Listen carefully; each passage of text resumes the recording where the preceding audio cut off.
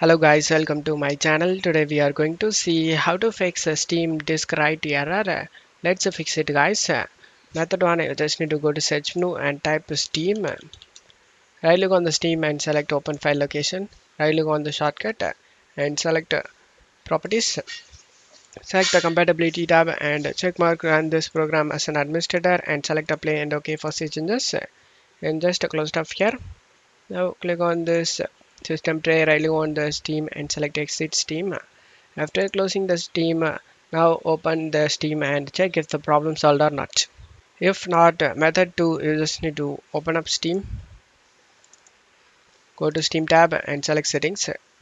On left side select downloads, scroll down and select the clear cache option and select confirm and clear the cache. After that go to storage, click on the three dot icon and select repair library. After that you just need to close stuff here and the same way close the Steam and reopen it and check if the problem solved or not. If not, method 3, you just need to go to search menu and type control panel, click on open it, select uninstall a program. If you have lots of Visual C++ listed over here, then you just need to right click on it one by one and uninstall.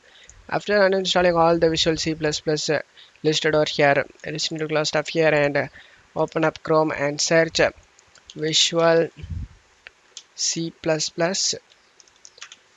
all in one and press enter. Select the first link, Tech Power Up. Select the download option.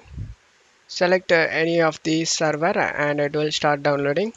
After getting download and select this folder icon and now the right click on it and select extract all and extract this file we downloaded. After getting extract and double click on the install all and that will install all the Visual C++ for you guys. You just need to click on yes to install everything one by one. And after getting installed done, just to close stuff here and restart your PC. After restarting your PC, your problem should be fixed. And that's it for today guys. Give me a like and subscribe. Thank you.